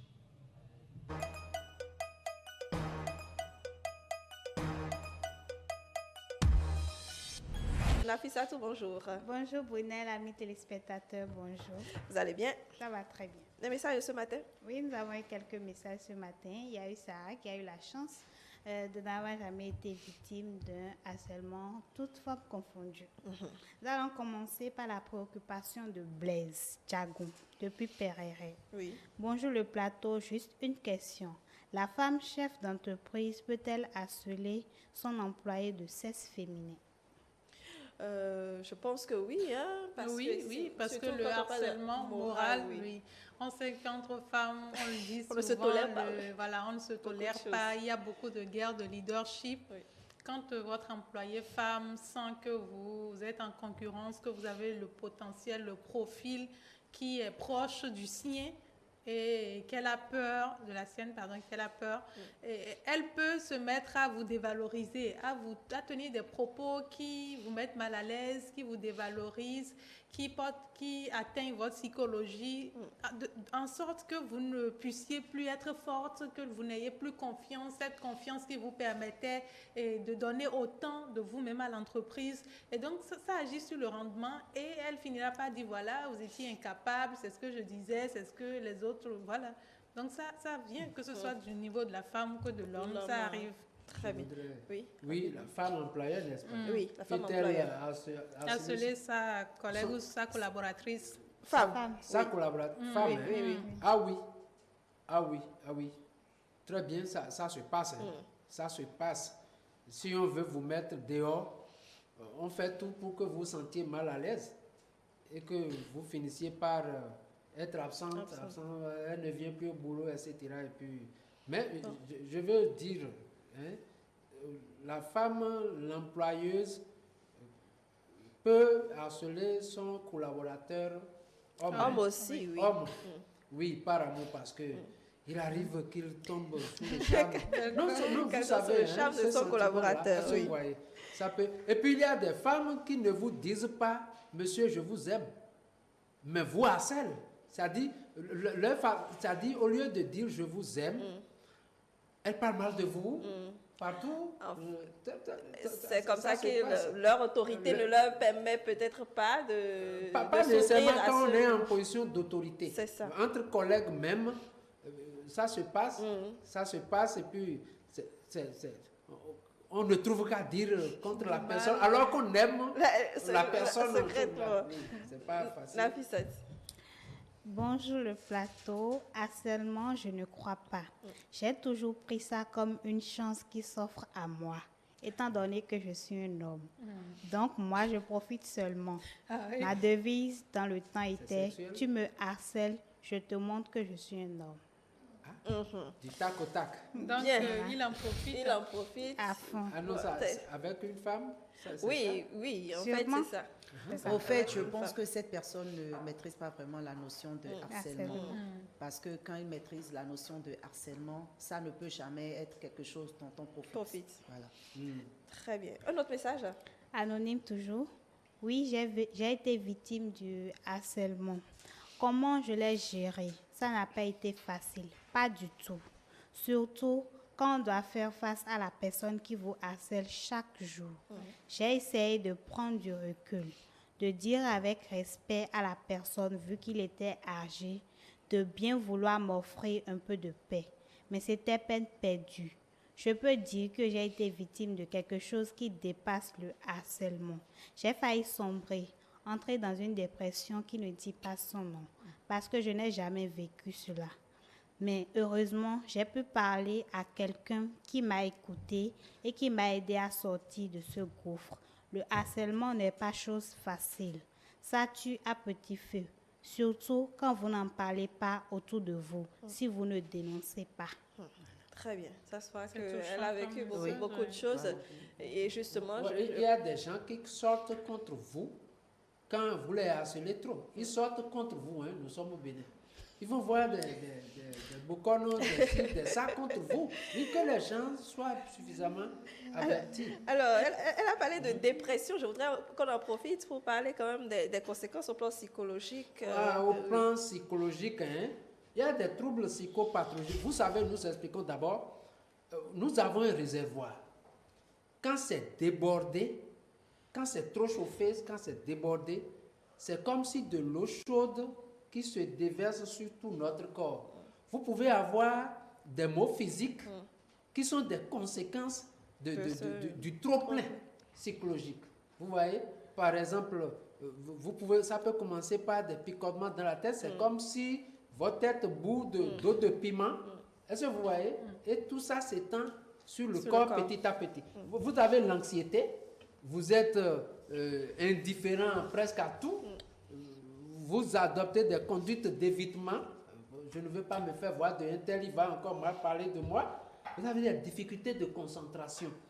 Il y a une humeur dépressive. Vous ne dormez pas, l'insomnie, réaction de peur, réminiscence, même si vous quittez le boulot ou bien le milieu où on vous harcèle, c'est comme si la scène se reproduit. Vous êtes hyper excité. Vous vivez l'insécurité, des pensées dérangeantes, absence d'initiative. Vous n'arrivez pas à prendre des initiatives à proposer. Des cauchemars. Sur le plan des troubles psychosociaux, hypertension artérielle, crise d'asthme. Palpitation cardiaque, dermatite, chute de cheveux, des dents qui se dégradent, céphalée, c'est ça, céphalée, douleur des articulations, douleur musculaire, douleur d'estomac, ulcère d'estomac, tachycardie, le cœur ça bat un peu trop chaud, des troubles de comportement, réaction auto-agressive, vous-même vous ne vous aimez pas, vous voulez vous détruire.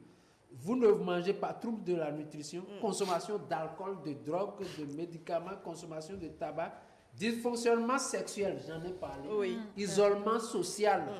Vous ne vivez pas, c'est l'enfer sur terre pour vous. Vous dépensez pour traiter des maladies qui n'en finissent plus. Ça vous vaut des millions. Sandra, vous voulez réagir? Oui, en plus de tout ça, il y a surtout le manque d'estime de soi qui s'installe et qui empêche souvent ces victimes et de travailler ailleurs. c'est-à-dire qu'elles décident de ne plus aller travailler dans une entreprise. Parfois, elles s'engagent dans des commerces, elles s'engagent dans d'autres activités libérales. Mais voilà, mais bon, parfois ne s'en sort pas non plus. C'est pour ça, n'aie pas peur aussi, parmi nos objectifs, il y a également... nous œuvrons aussi pour l'autonomisation de la femme parce que dans ces cas de situation, tu dois pouvoir vivre. Et comment vivre? Il faut pouvoir trouver un cadre qui te permet de pouvoir gagner de l'argent, gagner des revenus pour te nourrir et pour évoluer dans la vie.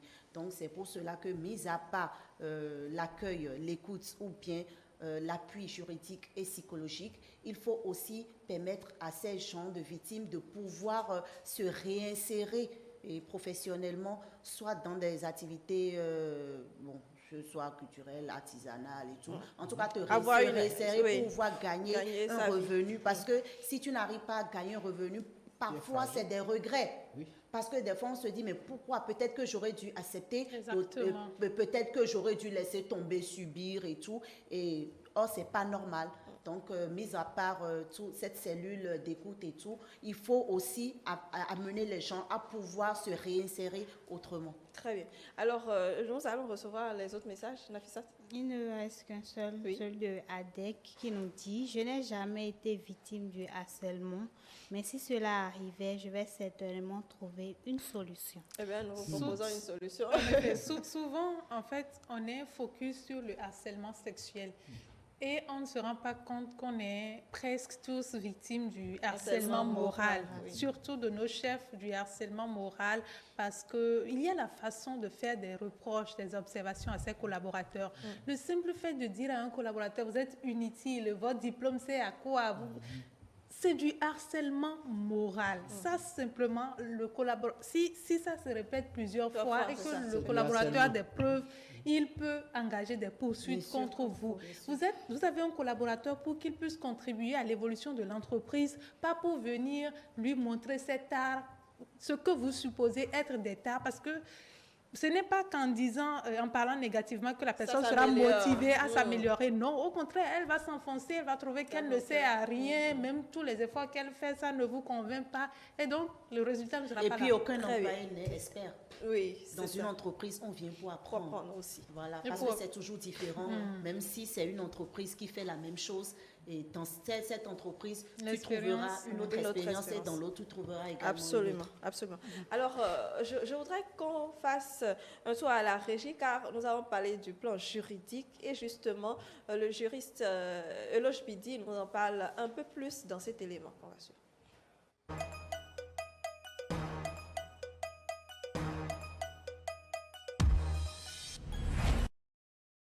D'abord, il faut comprendre que la loi de 2006 interdit toute forme de harcèlement sexuel et offre une protection à la victime, c'est-à-dire celui ou celle qui est harcelé. Et le harcèlement sexuel, il faut le comprendre et il faut le savoir, est un délit punissable. Et la personne reconnue coupable de harcèlement sexuel est passible d'un emprisonnement d'1 à 2 ans et d'une amende allant de 100 000 à 1 million de francs CFA. Bon, il exige également des sanctions, pour les personnes qui sont au courant du harcèlement sexuel et qui ne le signalent pas. Oui, et qui ne le signalent pas. Et nous sommes dans un contexte béninois. Et pour cela, il faut recadrer, il faut contextualiser le harcèlement ou bien le harcèlement sexuel. D'abord, le harcèlement sexuel est défini et cadré par la loi numéro 2006 19 du 5 septembre 2006. Et cela, c'est depuis le temps de notre ancien président Boni Yayi. Et à la lumière de cette loi, nous pouvons définir le harcèlement parce que toute loi toute loi qui porte l'attention sur un sujet, sur un fait, et a l'obligation de définir ce sur quoi il veut développer ou bien il veut rendre des sanctions ou quoi que ce soit. Alors, le harcèlement sexuel, selon cette loi, la loi numéro 2006-19, il est dit concrètement que constitue un harcèlement sexuel au terme de la présente loi, le fait pour quelqu'un de donner des ordres, d'user de paroles, de gestes écrits. Vous voyez, ils ont même dit que même les gestes peuvent être constitués de harcèlement. Donc, ils disaient de gestes écrits, de messages, et ce, de façon répétée, de proférer des menaces, d'imposer des contraintes, d'exercer des pressions ou d'utiliser tout autre moyen au fin d'obtenir d'une personne en situation de vulnérabilité ou de subordination des faveurs de nature sexuelle à son profit ou au profit d'un tiers contre la volonté de la personne harcelée. Donc voilà, dans sa globalité, la définition du harcèlement sexuel faite par notre loi. Maintenant, son article 2 dit toute forme de harcèlement sexuel constitue en République du Bénin une infraction, quelle que soit la qualité de l'auteur ou de la victime et quel que soit le lieu de commission de l'acte. Donc, le harcèlement sexuel a été bien encadré, bien défini. On peut même dire que la situation de vulnérabilité de la victime peut résulter de son âge, de son statut social et économique, ainsi que de son état physique ou mental ou de toute autre situation connexe laissée à l'appréciation du juge. C'est-à-dire, pour cela, il y a des faits que le juge peut qualifier. Il revient au juge d'en déduire si cela entre dans le cadre du harcèlement ou bien entre dans le cadre d'autres choses. En cas de harcèlement sexuel, la victime avertit directement, comme l'a prescrit la loi, directement, selon le cas, son employeur, lorsque ce dernier est victime de harcèlement, il doit informer son délégué du personnel, son organisation syndicale, son directeur d'établissement, son patron, l'inspecteur du travail, les centres de promotion, les forces de sécurité publique et les autorités judiciaires, ou soit les associations de défense des intérêts de l'école ou toute autre association de défense des droits de la personne humaine dotée de la personnalité morale. Donc, en gros, la loi l'a bien encadré et le harcèlement sexuel peut s'observer un peu partout, que ce soit à la maison, que ce soit sur le lieu de travail, que ce soit même dans la rue et un peu partout. Donc, celui qui est victime, il y a la loi qui le protège, et celui qui est, je dirais, quelqu'un qui est soupçonné du harcèlement, la loi punit cette personne également.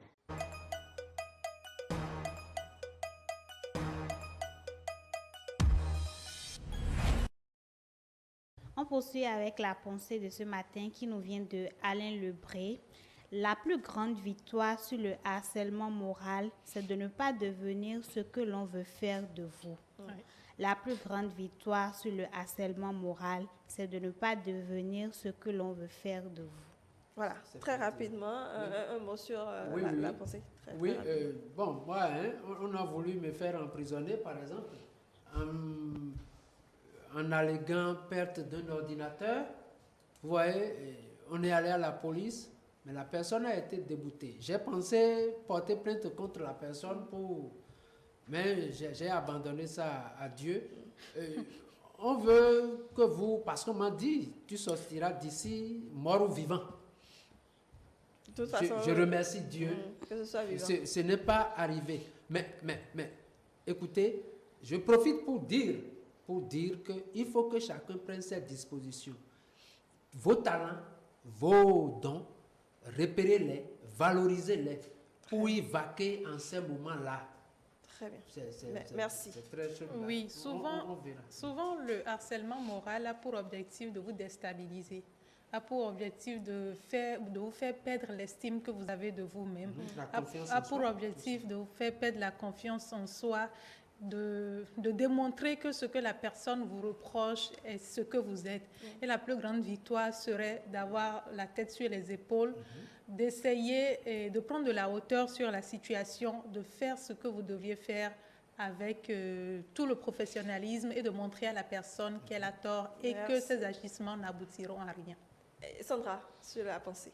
Oui, bon, je pense que tout a été dit parce que le fait de ne plus avoir confiance en sa propre personne, déjà ça te déstabilise et ça te permet ça t'amène à te poser 1001 questions sur ta vie, sur ce que tu es, sur ce que tu représentes et sur ce que tu vaux. Donc le mieux c'est de pouvoir se présenter tel qu'on est et de pouvoir tenir bon parce que chacun sait ce qu'il doit apporter et comme part active au sein d'une entreprise, mais en plus de tous tes diplômes, ce que tu veux apporter, tu l'apportes et quelle que soit la situation, tu tiens bon. Oui, ils sont exactement dans l'idée de l'auteur. Ce qu'il veut nous faire comprendre, c'est de ne pas céder à tout ce qu'on va nous faire malgré les difficultés. Il faut noter que Alain est un enseignant hors pair disponible, passionné des ressources humaines, des relations sociales en particulier. Très bien. Merci pour vos avis sur la pensée de ce matin. Autre chose, Nafisat? On a une seule note du mot ce matin. Oui. Il y a un monsieur qui arrête une dame et lui dit, sans vouloir vous harceler, c'est terriblement harcelant de dire ça. Le gars dit à la dame, sans vouloir vous harceler, il voulait lui poser une question. Et la dame lui dit d'abord même stop. C'est terriblement harcelant de dire sans vouloir vous harceler. C'est vrai. Bien. Parce que vous... C'est tout comme on dit. Excusez-moi beaucoup. Papa assis. Sans vouloir vous offenser. Alors qu'on commence c'est ça, les camps flanchés, nous. Là. Que je vous dois avec tout le respect, alors qu'on sait que ce qu'on veut dire. Je vais vous déranger un peu. C'est ça qu'on dit dans notre jargon, camp flanc. Camp flanc, oui, avant de parler. Très bien. Quelques approches de solutions pour la situation quand on est harcelé dans notre milieu professionnel. Je ne vais pas encore parler de la situation du harcèlement. Déjà à la maison, les parents n'ont qu'à chercher à accompagner les enfants et n'ont à les éduquer dur. Chercher à découvrir ce que l'enfant a de bon pour le lui dire, pour que l'enfant sache qu'il vaut quelque chose.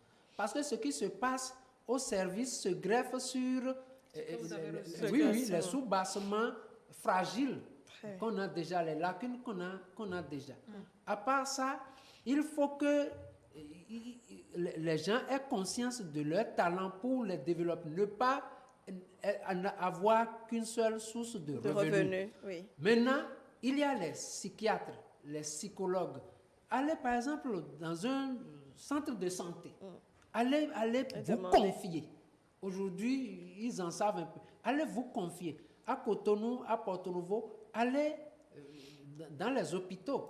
Le psychiatre est là. Ce n'est pas une honte que d'aller à Cholet. Aujourd'hui, ce qu'il faut, c'est véritablement que les lois soient vulgarisées, que chaque individu sache qu'il pourrait avoir du répondant, qu'il pourrait avoir un soutien, écouter, un accompagnement quand ça arrive et que le harceleur, que le harcelé sache qu'ils sont tous est responsable devant la loi. Quand ça arrive, si la loi peut être appliquée, les gens auront peur d'harceler. Et si la loi peut être appliquée, la victime aura confiance en elle, elle pourra aller se plaindre.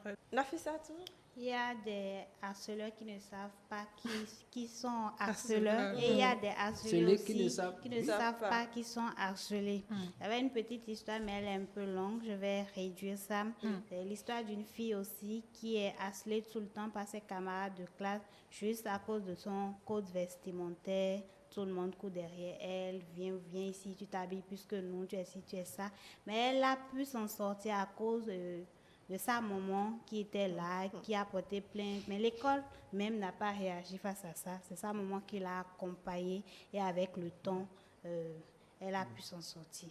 Harcèlement en Donc, milieu scolaire. Il faut savoir reconnaître si on est harcelé ou pas pour pouvoir s'en sortir. Sinon, il y a d'autres qui sont là, ils sont harcelés, mais ils ne savent pas. Et il y a d'autres qui harcèlent même, ils ne savent pas qu'ils sont harcelés. Et en milieu scolaire, c'est très récurrent, d'autant plus que les maîtres ou les professeurs et le harcèlement moral est beaucoup plus mis en avant à leur niveau. Parce que les enfants, quand ils rentrent à la maison, se plaignent. Et beaucoup d'enfants perdent l'estime d'eux-mêmes. D'autant plus que quand ils viennent, ils disent « Ah, Mohamed a dit aujourd'hui que je suis nulle, je ne sais rien faire, je suis vilaine, je suis vilaine, je suis ci. » Donc, je pense qu'il y a aussi ces genres de sensibilisation que nous faisons aussi dans les milieux scolaires pour amener les enseignants à éviter cela parce que ça a des répercussions terribles sur l'estime de soi des enfants. Si déjà adulte, on n'arrive pas à supporter ces propos. Et ce sont ces enfants qui subissent souvent ces genres de situations, qui n'arrivent pas à réagir face aux harcèlements qu'ils subissent en milieu professionnel. Oui, très bien. Très bien. Alors, est-ce qu'il y a une manière de prévenir, en dehors de la loi, quand on dénonce et qu'on demande que la loi soit appliquée, est-ce qu'on peut réellement prévenir le harcèlement en milieu professionnel? Oui. Ce sera difficile. Je pense que la seule façon de prévenir, comme on l'avait dit, c'est de mettre un comité fiable en place. Lorsqu'il y a un instrument dans votre structure qui fonctionne bien, qui est dissuasif, le harceleur se dit et ce n'est pas la peine d'essayer. Et lorsque la personne qui est harcelée a confiance en elle et est rassurée du fait que si elle se rapproche de cet instrument-là, elle aura gain de cause, elle aura écoute, elle aura satisfaction, on pourra interpeller le harceleur. Elle également pourra se rapprocher de quelqu'un. Donc, ce n'est que de cette façon qu'on peut prévenir. Peut-être on va demander, ne soyez pas auteur comme certains l'estiment, les femmes, ne soyez plus des aguicheuses, ne souriez plus trop au boulot, ne portez plus des tenues qui pourraient, parce que les hommes sont sensibles et qui n'arrivent pas à se maîtriser. Bon, c'est une parenthèse. Oui, je sais. Les harcèlements sexuels, on peut prévenir. On peut prévenir. Il y a des tenues décentes. Il y a des attitudes à adopter. Vous voyez, il y a des façons de parler, un lexique à utiliser dans le milieu professionnel pour ne pas, n'est-ce pas, fouetter l'autre. Est-ce que vous voyez? C'est ça. Si vous avez quelque chose d'autre hors du cadre de travail, allez vous entendre autour. Parce que au milieu professionnel, dans le milieu professionnel, on a un objectif à atteindre. Or, c'est comme l'a dit quelqu'un, je pense que c'est Mounier, il n'y a de richesse que d'hommes. Oui. C'est ça. Il n'y a de richesse que d'hommes. Vraiment, que l'amour prévale. Oui, et avant de donner la parole à Sandra, je voudrais faire une petite précision. Le harcèlement, on l'a dit, c'est à la fois l'homme que la femme. Oui. Arrêtons d'aller demander des services pour lesquels on n'a pas de compétences parce que c'est une ouverture pour votre chef à vous harceler parce que si vous n'en avez pas les compétences, c'est vous qui voulez toujours qu'on vous fasse des faveurs. Il y a des risques d'être harcelé. Sandra? Oui, en ce qui concerne la prévention, c'est possible de prévenir. C'est possible de prévenir en libérant la parole. Parce que quand on libère la parole, on permet à d'autres personnes de savoir, comme on le dit, si je suis harcelée ou pas. Voilà. Donc, il faut libérer la parole déjà par l'organisation de ces genres d'émissions que vous faites déjà si bien. Et aussi vulgariser la population et il faut vulgariser les lois qui existent déjà pour montrer même déjà à ces bourreaux qu'il y a des lois qui existent. Et si la loi prévoit 1 à 2 ans d'emprisonnement ferme et 100 à 1 million d'amendes et tout, donc il faut vulgariser au fait ces lois pour faire comprendre aux gens qu'aujourd'hui c'est un délit et que c'est punissable.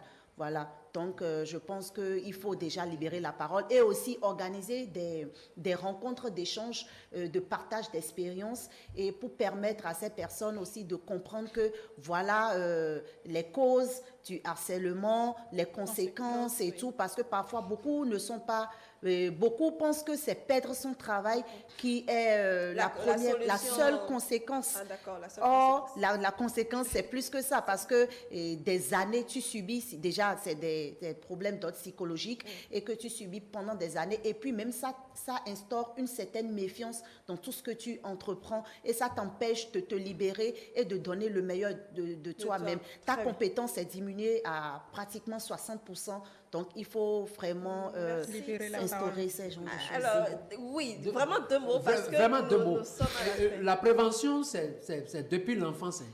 Les parents frapper, injurier. L'enfant prend ça comme ce qui va de soi. D'accord, et reproduit. Et reproduit, c'est ça. Il joue aux parents. J'en profite réellement pour prendre votre mot de fin. Une phrase. Oui, c'est pour dire que vraiment, le harcèlement détruit le harceleur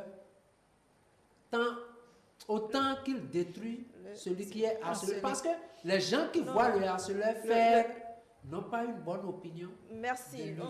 Et la vie nous récolte. Merci, Nous avons aujourd'hui des tests qui nous protègent et qui punissent le harceleur.